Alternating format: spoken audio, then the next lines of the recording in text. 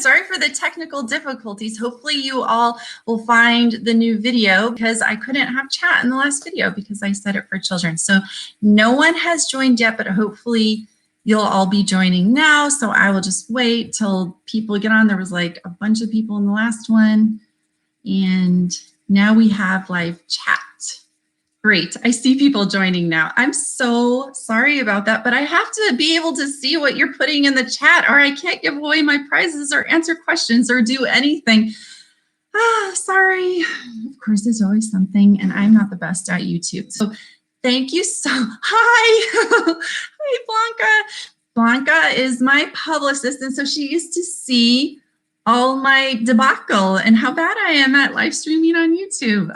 So I'm so glad that it was easy to switch over to a new video and get the chat going. And I'm super excited to answer your questions today and to celebrate the release of Aven Green Sleuthing Machine. So I'm just going to give everyone a few minutes to get going. And in the meantime, while everyone starts to join, oh, yay. Hi, Ms. Hakala. I see you all. Hello, St. Pat, 5th grade. Hi. I'm so glad that you could join. And again, I am so sorry that, my first video was not working properly.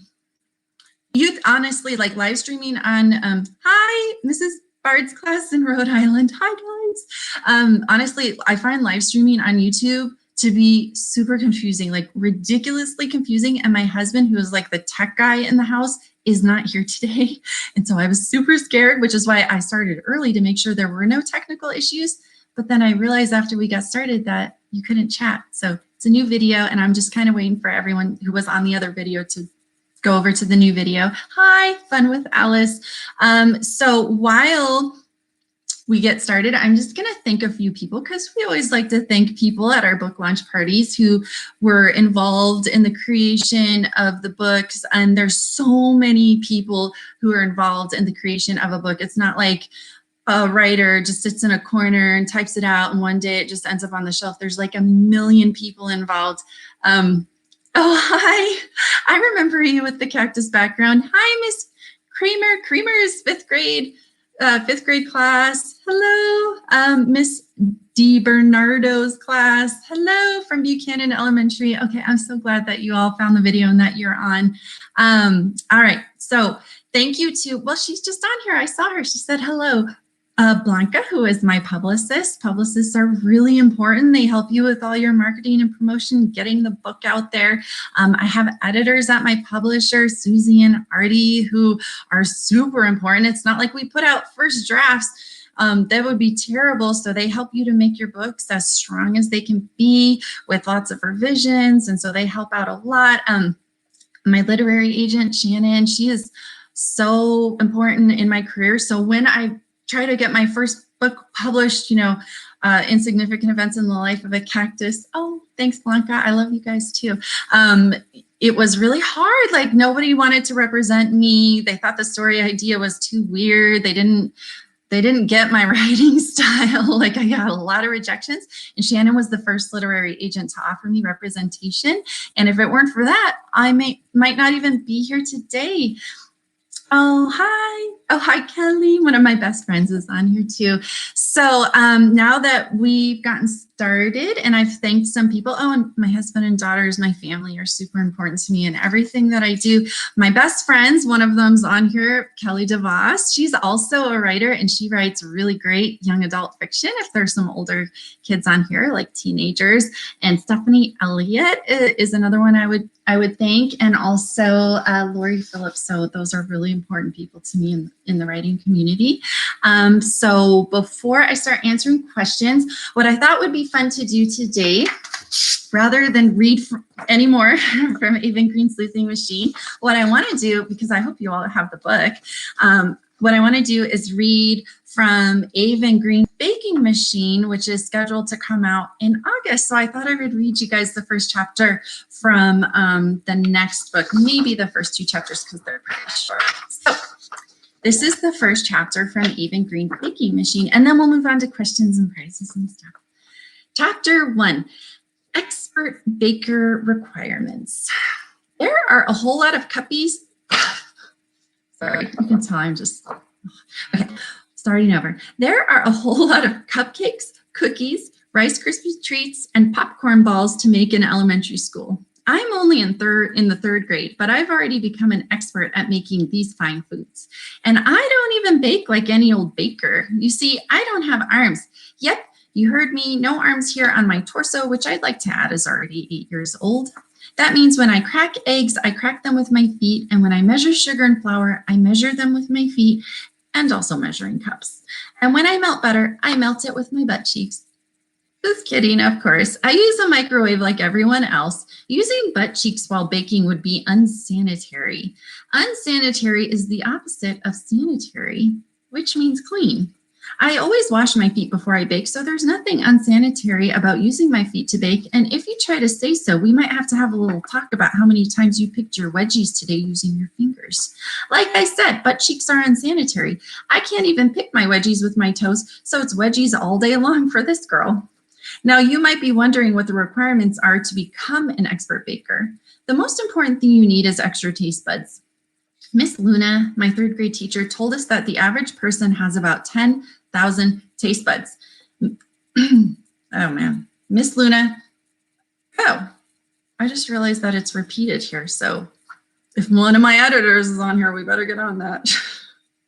But I'm pretty sure I have about 10 million. I am what is called a super taster. A super taster is someone whose taste is super. Something else you need to become an expert baker is a really good sense of smell. So you know when cakes smell delicious and when they smell like poop and are probably inedible. Inedible is the opposite of edible, which just means eatable. I don't know why we don't just say eatable instead of edible, but I imagine someone with a very fancy accent once said eatable like that, and a new word was created. Like this one time, I said the word marshmallow with a very fancy accent, like the marshmallow. As far as I know, marshmallow has not yet replaced marshmallow. Another thing you need to be an expert baker is buns of steel. Don't worry, I'll explain that later. But you know what's one thing that's definitely not required for being an expert baker? Having arms. That's it. Chapter 2, as many friends as possible, and then I will end it after this.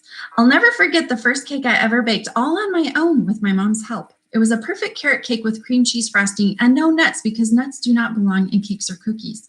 Anyway, that was last week. Now I'm a pro. After the carrot cake, I made oatmeal cookies with chocolate chips instead of raisins because raisins taste like sweet mud. And add raisins to the list of foods I will never put into my cookies and cakes. While you're at it, add turnips to the list. Did you know there was such thing as a turnip cake? I just found out, and people, I am shocked. The whole reason I've become such an expert baker is because there's a big baking competition coming up at the county fair next weekend, and I really, really want one of those beautiful blue first place ribbons. There's also going to be a livestock competition, but since I don't have a cow or sheep or chickens, and I'm not really sure what a swine even is, I had no choice but to become a professional baker.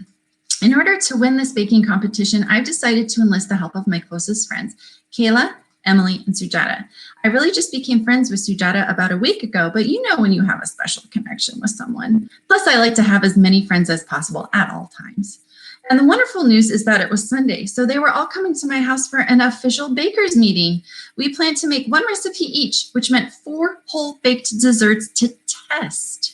Our testing would probably also include eating quite a lot of cookie dough and cake batter, but that's okay because it would be official scientific testing. So that's from the next book, Aven Green Baking Machine, that comes out in August.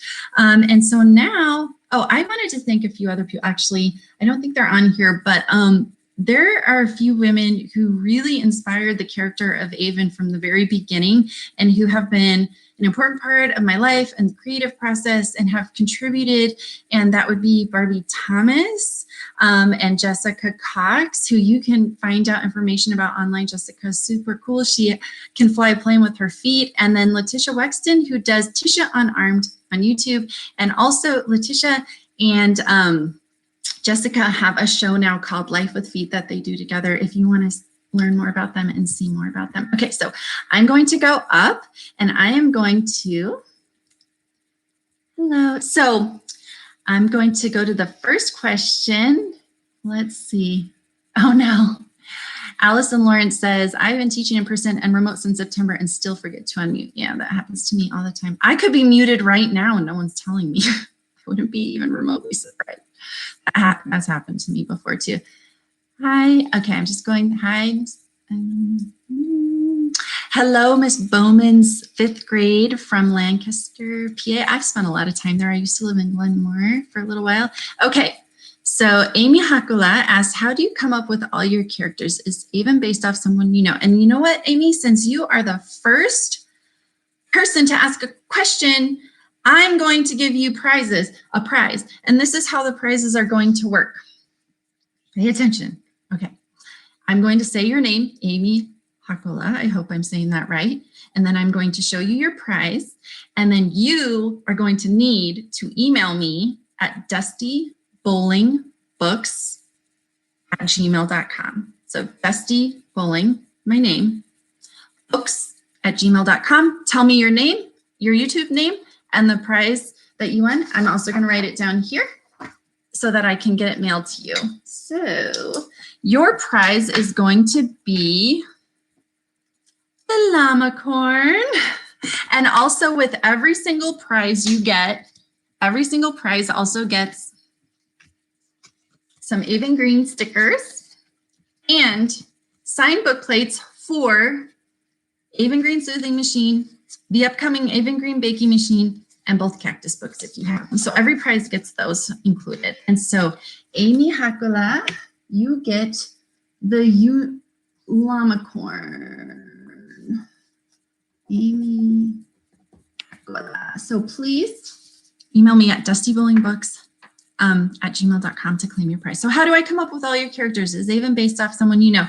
Aven was originally inspired actually by my cousin, Sergeant John Kyle Daggett, who was severely injured in the war in Iraq all the way back in 2008 when I first started writing. And before he passed away, we had been told that he would spend the rest of his life with one arm. And so that's what really got me thinking about researching people without arms. But then eventually when I went to write the story, I connected with several people who don't have arms, like 3 of the women I just mentioned, Letitia Wexton, Barbie Thomas, and Jessica Cox, and was able to have them read the manuscript. My publisher has officially hired some of them as sensitivity readers for my books. And so they were a huge inspiration while I was researching people without arms, specifically really Letitia Wexton, even though Barbie Thomas was like the first person who really inspired her. Letitia, her videos on Tisha Unarmed, which you could watch with your students, were so informative and helpful to me while I was coming up with this character.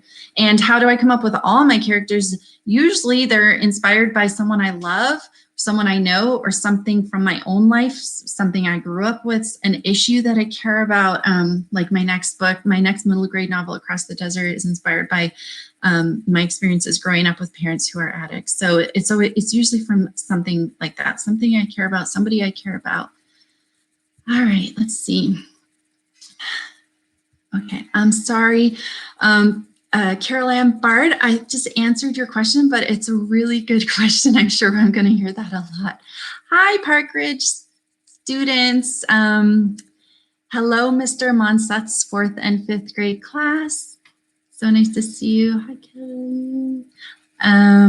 Okay, so Melinda DiBernardo.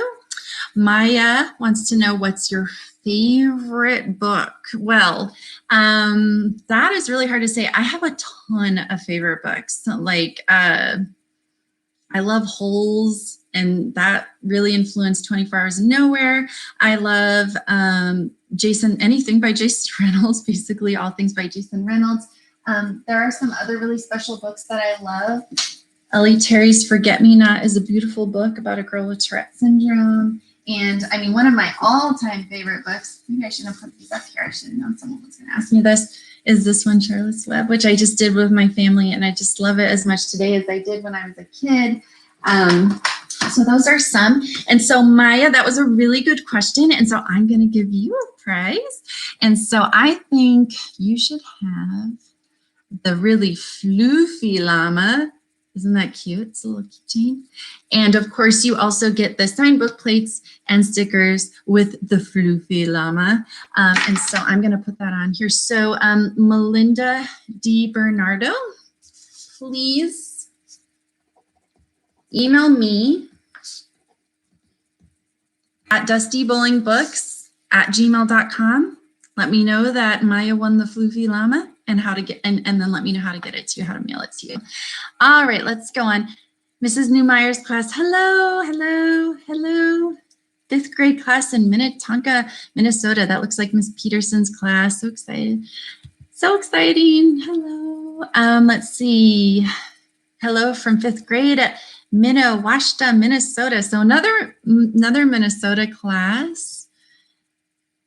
Oh, Danielle Hamilev. Hello. I see you online all the time. Thank you for coming.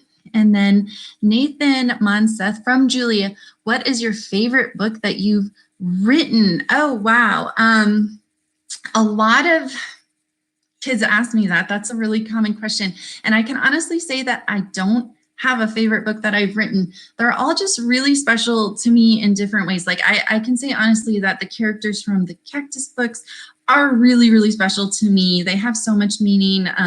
Connor is inspired by, you know, my family members who have tic disorders, and the journey of creating Aven was just years and years long. And it was really, she's a really special character to me. And I do love writing in her voice. I think that her voice is probably the funnest voice that I write in, and which is probably why I really like writing her. But other stories, like I felt like I learned so much from the first Cactus book that I was able to make the second Cactus book even better. And books that I wrote later on, I thought were plotted better and you know, had things about them that, you know, I enjoyed even maybe more than the Cactus books. But honestly, I can't say that I like one any more than the other. But that was a really good question. So how about we do for you, Julia? Okay, Julia. I'll do the llamas first because I love them. So that was Nathan Monseth. Julia gets the rainbow llama. And of course, she gets all of the book plates and Aven green stickers to go with it. So I'm going to put that down. Rainbow llama, Nathan Monseth and Julia.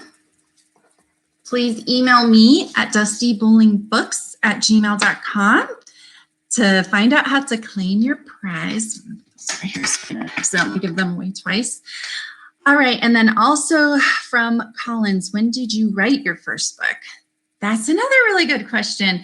I actually wrote my first book, I would say around 28 years old. Around that was when I started writing. I didn't start writing till I was almost 30, even though I've always loved books and always thought of creating my own stories. I never thought I could do it.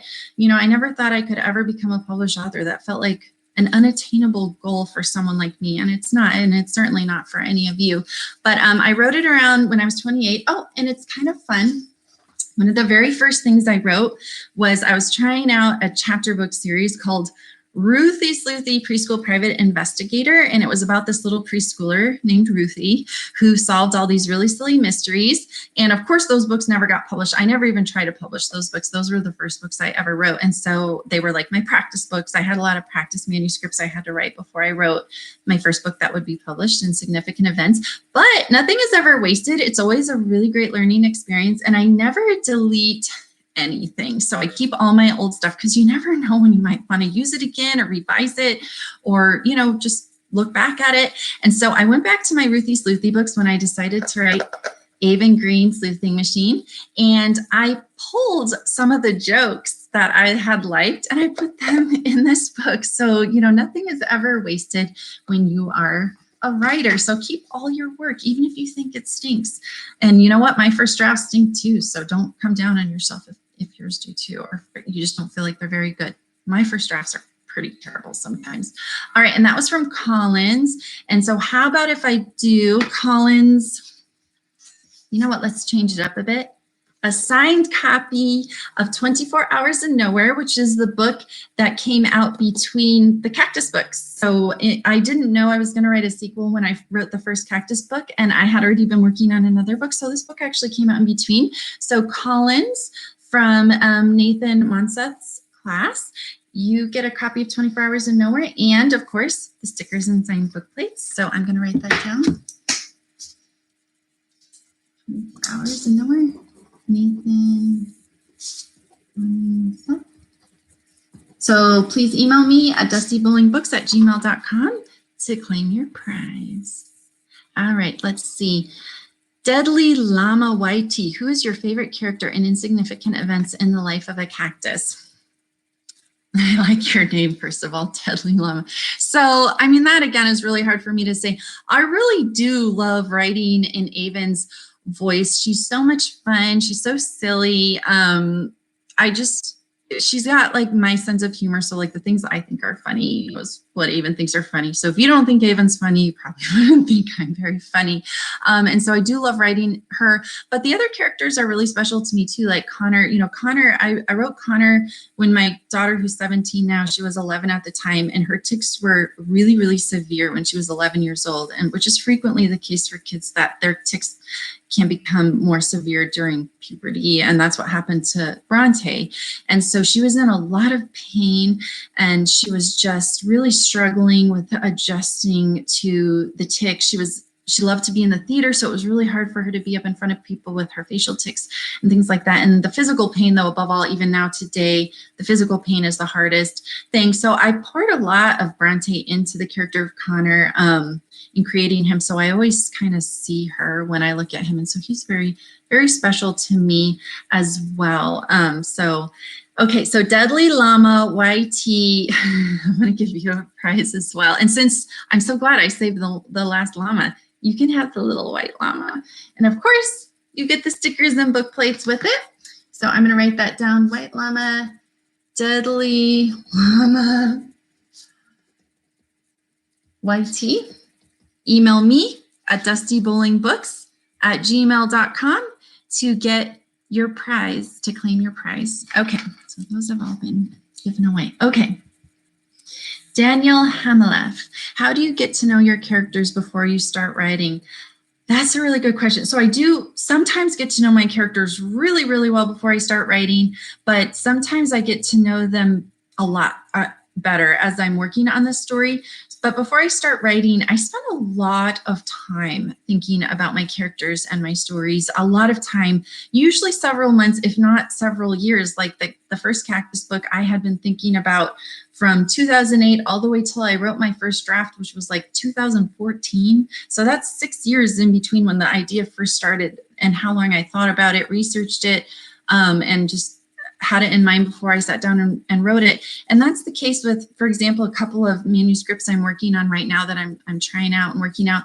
Both of them have been ideas I've had in my head for several years. And so I have a ton of ideas sitting in my head, and I sit there and I think about them all the time. I think about the characters I want to put in them. I really get to know them in my head, honestly, a lot of the time. And when I'm thinking about who my characters are, I'm really focused on like what their strengths are, what their weaknesses are, what their flaws are, what do they care about, what do they want most in this world, all those things. The things I don't really think about are like what color their hair is or what color their eyes are. That to me, I make that really random. Their physical features or clothing, things like that. You'll notice when you read my books, I don't put a ton of detail into that because it really doesn't matter very much to me. I mean, my characters are not what they wear and what they look like. My characters are who they are inside. And so unless they have a significant like feature that impacts their life, like Aven, of course. So yeah, so I get to know them, talk to them in my head, figure out, start writing down what they want. And really a big thing is figuring out what their weaknesses and flaws are. I think that's one of the most important things, because you want your characters to have a really great character arc in your books, and they need to be able to grow and change. And so if they're perfect from the start, like where's their room for growth? Nobody's perfect. We all have room for growth, and my characters especially. And so that's why my characters are frequently somewhat pretty flawed. I like writing flawed characters because we all have flaws. So I really focus on that a lot. Like, what are their flaws? How do they need to change? And then that's when I start writing them. And then as I'm writing them, I start figuring out more about what they like and what they're into and things like that. So Danielle Hamelef, that was a good question. And I'm going to give you the $15 Barnes & Noble gift card. And of course you get the stickers and book plates. So, and this is enough to go buy another copy of Aven Green's Sleuthing Machine or something else if you want to. So, Danielle Hamelef, I hope I'm saying everyone's names right. I'm sorry. please email me at dustybowlingbooks@gmail.com to claim your prize. And I know that you're online on some of my social media, so you can message me on there as well. Okay, let's see. I hope you guys don't mind. I've had a couple from certain classes, so I may move on so I can try to get to more classes. Steve Avery asks, can you preview fall release Across the Desert? Okay. So for those of you out there who enjoy my middle grade books, I do have this book Across the Desert coming out in October, which is about a girl who is, she lives in downtown Phoenix with her mom in an apartment. And this is the first character I've ever written, which is very, very largely based on my own childhood, because her mom is an addict and I grew up with that. And so I pulled a lot from my own childhood for really the first time, like heavily in creating this character. And every day she likes to walk to the Phoenix Public Library and watch this other girl who lives way out in the desert and calls herself Addie Earhart. This girl flies this ultralight trike plane thing. It's like a glider, and she live streams her adventures while she's doing that. And so Jolene is one of the only people ever watching her, and they kind of become friends online. And one day while she's watching, Addie crashes in the desert and the video goes dark, and Jolene's struggling to get any help for her because she doesn't have any evidence to support her story. There's no video. It was only live streamed, kind of like this, but it didn't record. And she's, just a kid and nobody will listen to her. She's got to decide what to do about her good friend who may be out in the middle of the desert dying. So that's my book that comes out in October, and I hope you all enjoy that. And Steve, I know you. I'm going to give you, how about we do another $15 Barnes & Noble gift card. And of course you get the signed book plates and stickers, but also hopefully I'll see you in person at the Across the Desert book launch, and I can sign your books myself anyway. Ryan Dalton, I know him. He's a writer. He writes sci-fi. If you guys like that, you check him out. And he wants to know, is a taco a sandwich? No, you don't get a prize for that question. All right. Let's see. Oh, lots of questions from Mr. Monseth's class. So I'm so sorry. If I run out, I'll come back to your class, but I want to make sure other classes hopefully get another question. But those were so many questions. So good. All right, let's see. Yes, say no to nuts. Yes to nuts.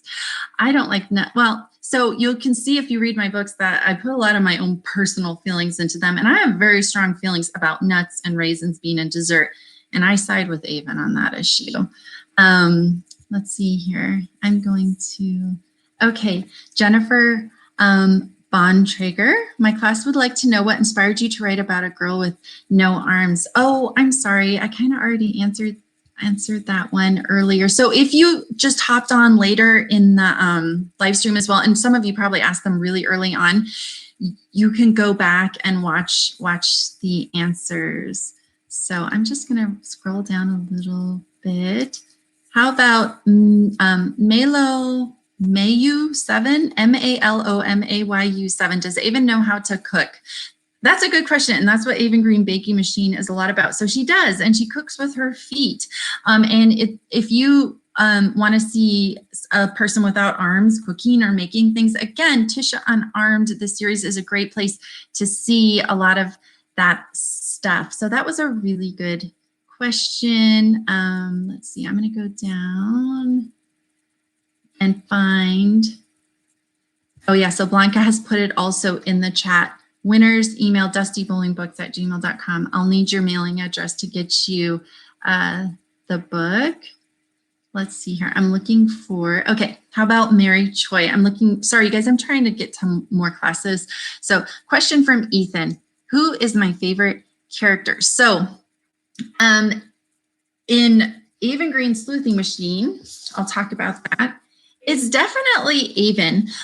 However, I feel very close to this new character I created in Aven Green, Sujata. And I love Sujata. You know, I adore her. And that's because she is completely based on my best friend from 3rd and 4th grade. So when we were in elementary school, and I even gave her the same name, so she might recognize herself in the book. We'll see. Not the same last name though, but anyway, she was just the sweetest little girl. And we were both not popular. We were like outcasts. We were huge nerds. And so we bonded, and she was just the sweetest person in the world. And I just fondly remember her, you know, my whole life. Remember this little girl that I was best friends with in 3rd and 4th grade. She was really important to me. And so Sujata is a very, very special character to me in this. And also Sujata, she's having a hard time too, because she just had to move schools in the middle of the school year. And so when she shows up in class, she looks kind of sad, and Aven's wondering why she's so sad.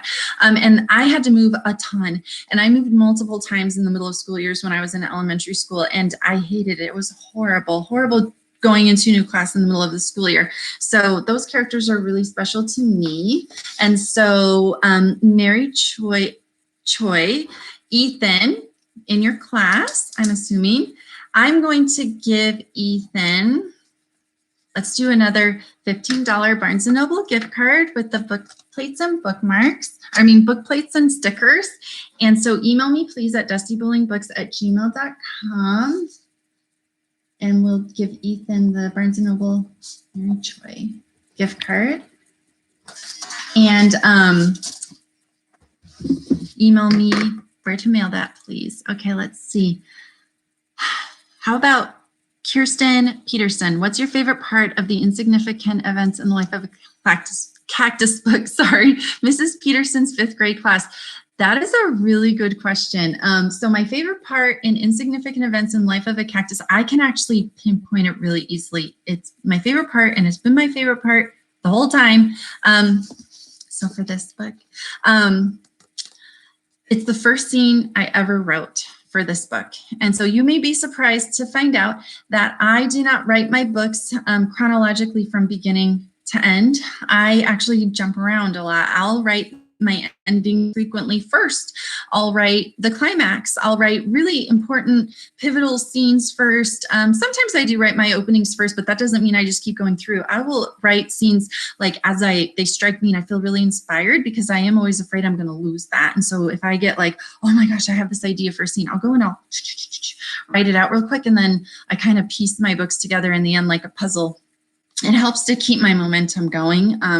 And so with this book, the very first scene that I thought of for Aven was her and Connor sitting on a couch together while she played the guitar for him for the first time with her feet, and him sitting next to her crying, and her thinking that she couldn't reach over and wipe away his tears because she didn't have arms. And so I wrote that scene. I wrote that scene real quick, actually, a while before I finally came back to it and wrote the story. But I just was, I had that scene in my mind, and I didn't even really know why Connor was crying or what his name was or anything. I just had this scene in my mind.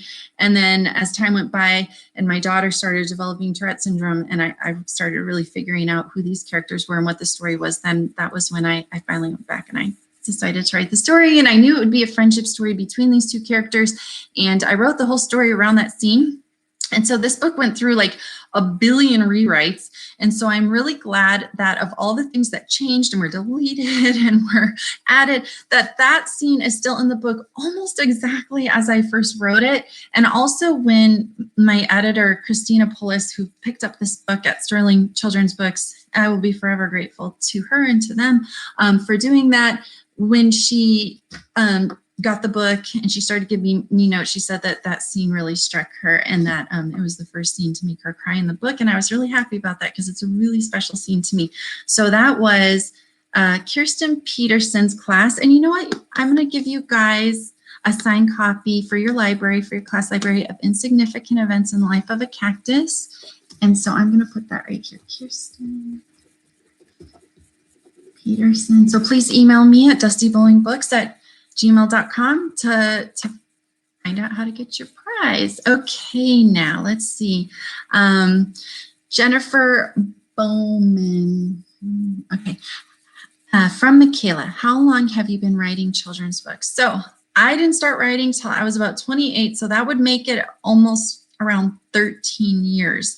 And a big part of why I waited so long to start writing children's books was because I never thought I could be a published author. Like, I always loved stories so much, and I had so many story ideas in my mind, but then I would tell myself, you can't write that, you can't do that. It's too hard to become a published author. It's impossible. So I'd go online like once or twice and I'd Google how to become a published author. And there was a lot of negative information online. It's very discouraging, you know, the numbers that they throw out there and how hard it is. And they make it sound impossible. I can tell you, it obviously is not impossible. New writers get published all the time, and frequently it's just the ones that were the most determined and also the most willing to take feedback and to constantly grow and improve. Keep reading. I've always been a huge reader, and that was really what taught me how to write children's books. I've always been just a huge reader. It's such an important part of my life, and that's why I love stories and wanted to create them for children. Books also just had such an impact on me when I was a child. I mean, they got me through so many tough times in my childhood. My parents getting divorced, the addiction issues I kind of touched on earlier, other issues in my home that were really hard. So books were very special to me. They got me through hard times. They comforted me. They were just, books meant the world to me. And so the thought that I could create books now that could mean even a fraction that much to some kids is so fulfilling and motivating and really drives me to be a writer. But yeah, I didn't start writing till I was almost 30, and I didn't have a writing degree. I don't have a writing degree. I really didn't have any professional writing experience beyond what I had to do in college and for my job, various jobs that I never loved any of them very much. But I had read thousands of books, and those books wired my brain and gave me the foundation to be able to write at any time. So if you are a kid out there watching this and you think, well, maybe I would like to write stories and become a published author one day, I want you to know that you can do it, but you need to keep reading lots of books. Or if you're thinking, I don't think I can do it because I'm not going to go to college or something like that, I just want you to know, I think it's great if you want to go to college, study writing. You don't have to. I don't. I know lots of writers who don't have writing degrees. All that matters in the publishing industry is that you tell a good story and you write it well. And you can learn to do that by teaching yourself and reading lots of books, sharing your work with others, getting feedback for your work, learning to take that constructive criticism, that feedback, and make your work better. I had to do that so many times with my books before I finally got published. I mean, I got rejected a lot. Like, I don't think and people from my publisher are on here, but you know what? And I've always been too ashamed to even say how many times that book, Insignificant Events in the Life of a Cactus, was rejected. But I'm going to say it now so everybody can know. It was rejected 116 times.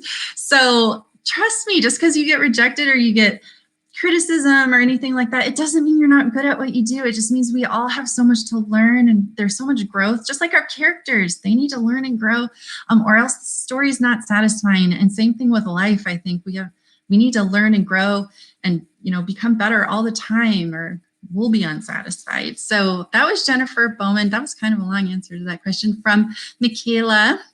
And so for that, I am going to give Michaela, let's see, how about a signed copy of Aven Green Sleuthing Machine and all of the book plates and stickers.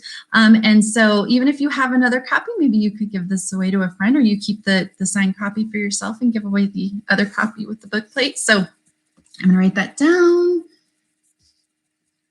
Jennifer Bowman, and that's Michaela.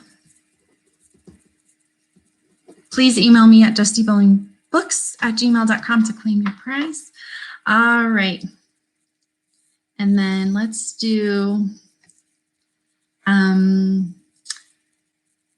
one last one, because I have one last prize. And let's see, how about, I think I already. Thank you, Mikey and more. I'm just kind of going down to see if there was anybody who jumped on that I didn't. Okay, did I do J. Chu? I don't think so. So how about J. Chu's question? My students are curious about how many pets you have. Can you tell us a little bit about your love of animals? Okay, so this will be the probably well, it's the last prize I have to give out, but I could still answer a few more questions afterwards. So, yeah, we do have a lot of animals. So I'm allergic to cats and my daughter is allergic to dogs. So we don't have any cats or dogs for that reason, but we do have a variety of really odd pets. We have several tarantulas. We have a few snakes. We have a king snake, a gopher snake, and a long-nosed snake. And then we also have a cockatiel named Gandalf the Grey.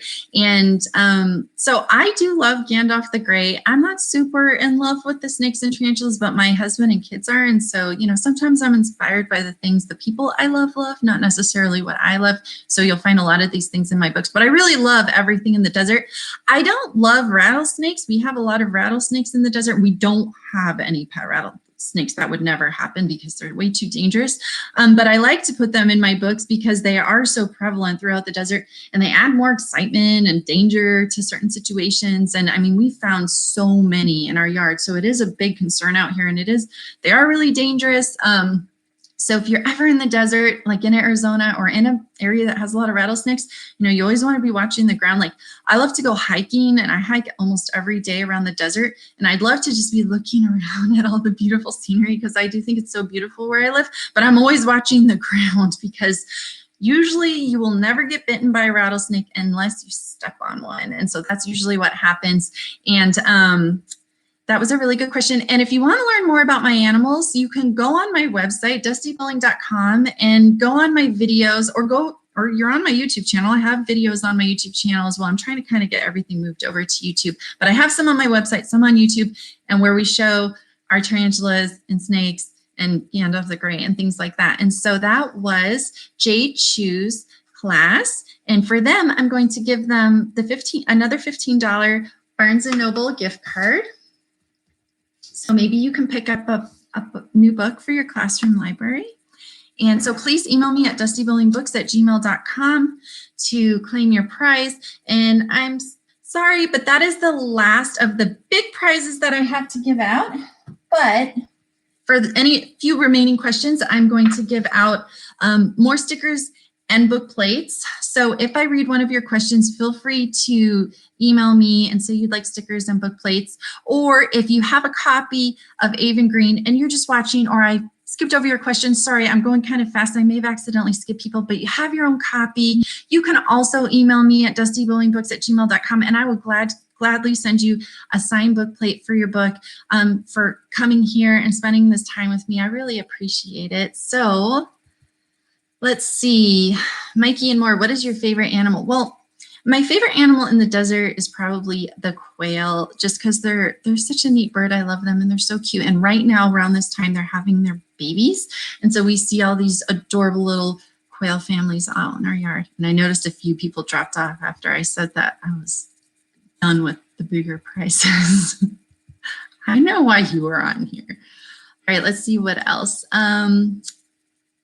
Oh, how about this one, April Creamer? Were any of the songs or bands real and momentous events in the life of a cactus? So if you've read that book and you were wondering about the bands or you tried to look them up, they're all made up. And the reason for that is because I really wanted to start each chapter with lyrics, and it's very legally tricky to do that in a book because of copyright issues and all of that. And I wanted to have a variety of bands and I wanted to have a lot of lyrics, and so that would have just been really hard on my publisher, and I probably would have had to change it anyway. I wanted to use real bands.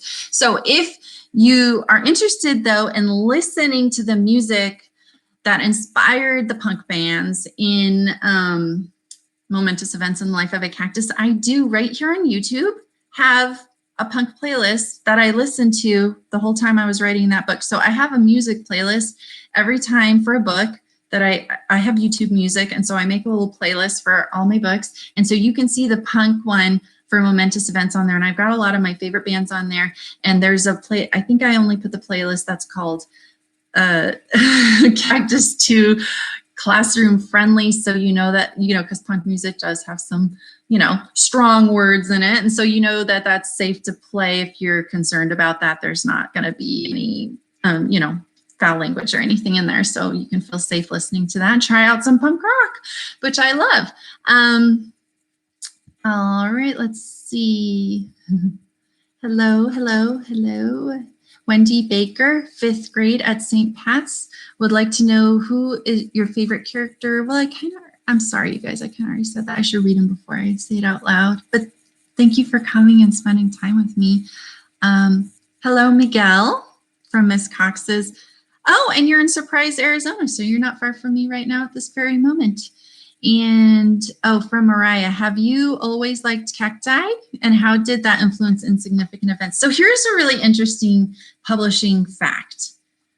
Our titles almost always get changed. So kids will ask me, you know, like, why are you so obsessed with cactus or cacti or cactuses? They're all actually acceptable at this point in time. Sometimes things get changed. So you can see I have a lot of cactus stuff.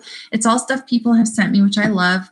And, you know, there's a lot of cactuses on the cover. So I had very little to do with the title and the cover for this book. My original title was actually Brilliant Lights, but my editor, even my agent, when she first decided to represent me and all that, nobody really liked my title. And that was my first lesson in publishing, was that you don't usually get to keep your title, so don't get too attached to them. And so my editor pulled the line from chapter 8, when Aven says, I'm an entirely insignificant event in the life of this cactus. She just really liked that line and that scene and all of that. And anyway, that's what created the title. So I did write the line that inspired the title, and then they created the cover, which I also had not a lot of say in. I contributed a tiny bit of, my opinions and things, and they did take a couple into account. So they're nice like that. But so, it's not like this book, it has a billion cactuses in it and it's all about cactuses and it's like this. There's just a little bit. So it's kind of funny that cactuses have become such a big part of my life. I do like them, so that's fortunate. All right, so I'm going to go for about 10 more minutes. So I will try to answer a few more questions. Oh, Amy Hacklow asks, are you working on a trilogy for the cactus book? Oh, that's iffy right now. I can't honestly answer that question. It's a possibility or not. I'm not really sure right now. When did I become an author? So, hi, Hannah. I kind of already answered that question, so you can go back and watch the video if you missed my answer. From Rocca, what inspired the Aven Green spinoff series? Okay, so the reason why instead of writing a third cactus book, I decided to go back and write a chapter book series was because when I wrote Insignificant Events in the Life of a Cactus, I placed the kids in 8th grade.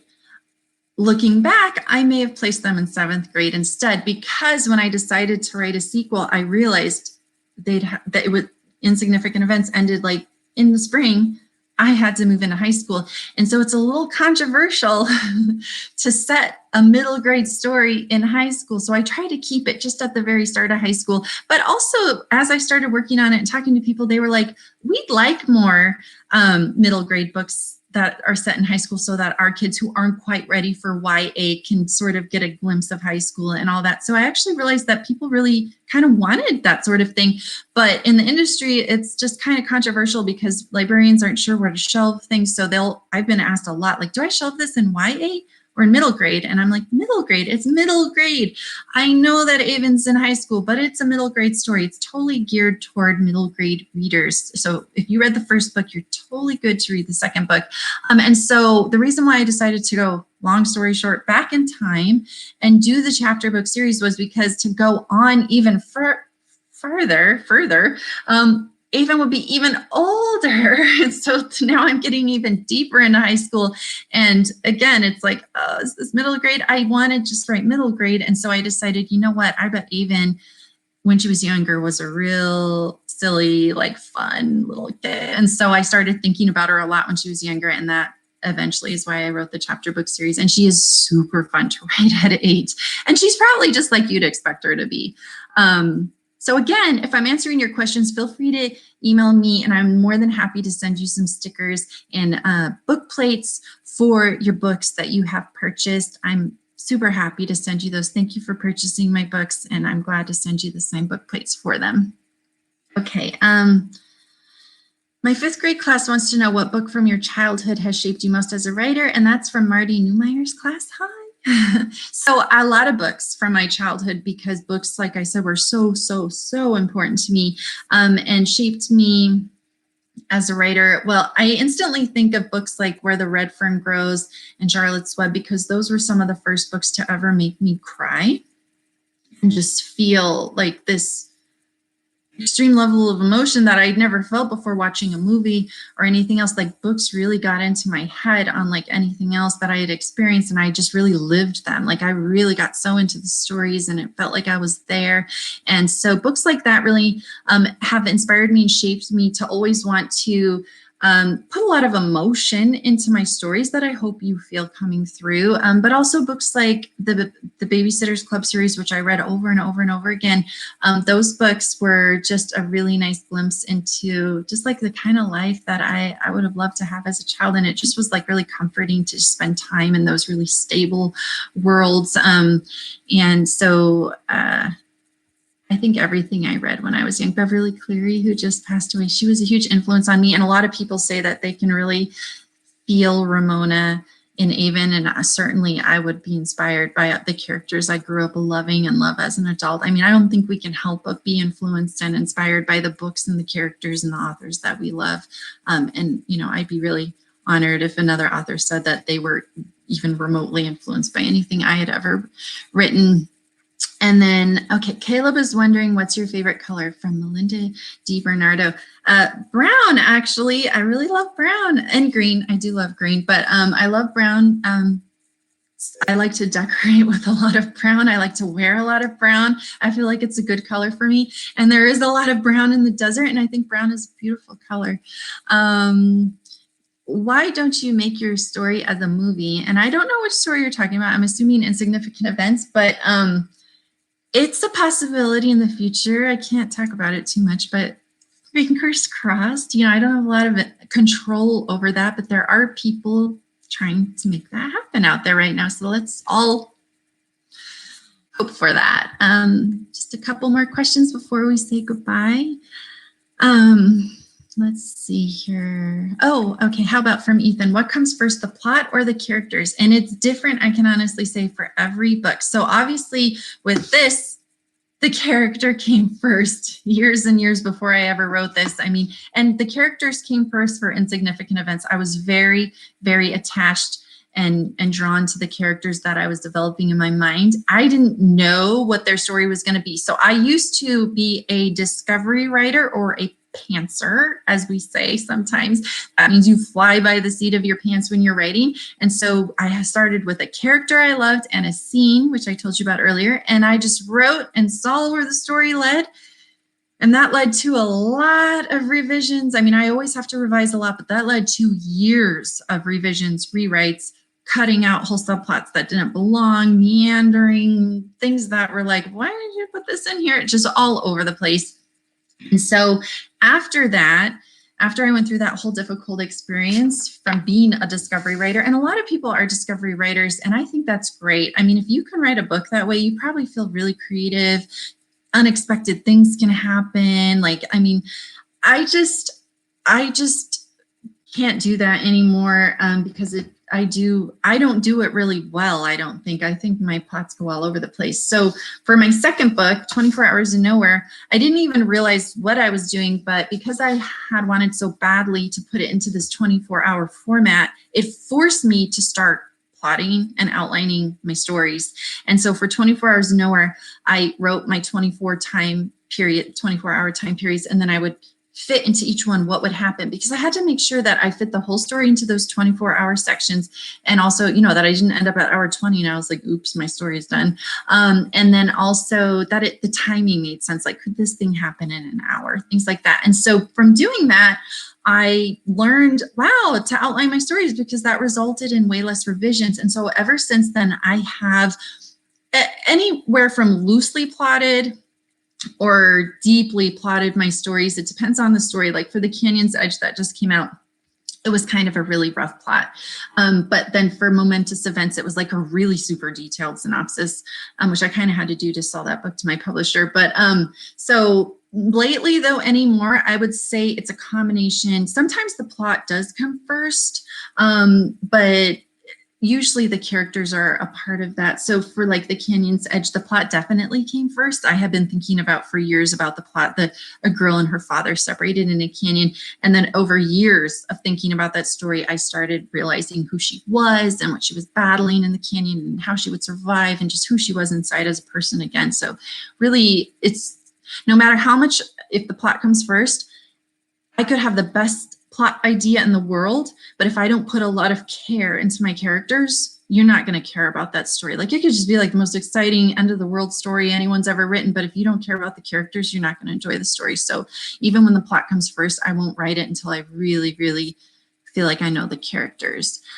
All right, let's see. How about one last question, and then I'm going to say goodbye. Okay, from Jennifer Bontrager, Reese would like to know how you learned all about tics. Well, I've learned a lot from my husband and children who have tic disorders, and they're also different. So when my husband was growing up, he started ticking around, the start of puberty, like around 12 years old, and he started with a head shaking tic, which is really, really common for kids. And so he went all the way up into adulthood without even realizing that he had Tourette syndrome, which is really common and terrible in this day and age that it's so overlooked. And again, because it comes back to a lot of the misunderstanding about what Tourette syndrome is, the stereotyping of it.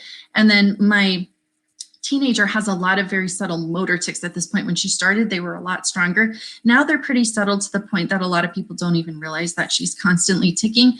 And then my 10-year-old has a really loud phonic tic that's like this. So she does make noise like a throat clearing tic. And that's very common as well. So I learned a lot just from my family, from their various tics, but also even when you feel like you know a lot about a subject or you have someone close to you about it, who has it, and you talk to them, like I feel like I still have to do so much research. So when I was creating Connor, I didn't just pull from my family. I pulled from as many resources as I could in creating Connor, reading books written by people with Tourette syndrome, and watching documentaries like Teenage Tourette's Camp, things like that were really helpful. I wanted to make sure that Connor was hopefully as representative as many kids as possible. And that's also why I put the support group meeting in the story, because I wanted to take the opportunity to show all the many manifestations and how it is so, so different from person to person, and also include one, and I'm sure if you've read the book, you know who I'm talking about, one child who had coprolalia to address the whole Tourette's is just people shouting bad words stereotype, because I wasn't sure how to do that. And so I did it in the support group meeting so that they could talk about how, yes, that does exist where people say words as a tic, but it's really rare and it happens way less, than these other tics that kids have. It's only like 5% of people who have Tourette syndrome that have coprolalia, and nobody I know with Tourette syndrome has coprolalia. So I wanted to represent all the children. And then I do have one representing that just in the one scene. So I think, okay, I'll answer one more. Sophia would like to know if Aven is ticklish. I assume that she is, because I'm super ticklish and I can't even understand if someone who's not ticklish. So like, how does that even work? I'm so ticklish. Like I will kick you in the face if you try to tickle me. Like I freak out. Like it's terrible. It's torture. Okay. So if I called you out for a prize, again, please email me at dustybowlingbooks@gmail.com to claim your prize. And, I'll need your mailing address, of course. And then if I answered another question for you and you just would like to have some stickers or something, or you have a book, you want a book plate, you can email me, dustybowlingbooks@gmail.com, and I will gladly send you a book plate. I'm so appreciative of you all reading my books, sharing them with children. If you're a child, reading my books and telling your friends about it, buying my books.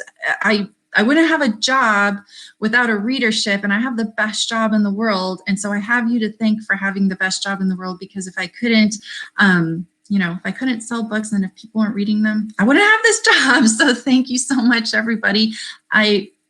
So grateful, and thank you for coming and spending this time with me on this special day. It's been a really hard year, I know, and now this is my second book launch this last year that I'm doing virtually. So I'm just grateful for the technology that even though I can't do it live, I get to do it like this. And honestly, it's been a really good learning experience for me, because I always did my live book launches, but I never thought to do a virtual one. And I've loved this so much that now I think in the future, hopefully I'll get to do both so that I can still see people from all over the country and talk to them. So thank you again. And I hope you all enjoy Aven Green Sleuthing Machine. And I hope if you like it, you'll pick up Aven Green Baking Machine and when it comes out in August. And then there are going to be 2 more in 2022. So you'll have lots of reading material. And I just want everyone to take care, be safe, be well. And thank you so much. Have a wonderful day. Bye, everybody.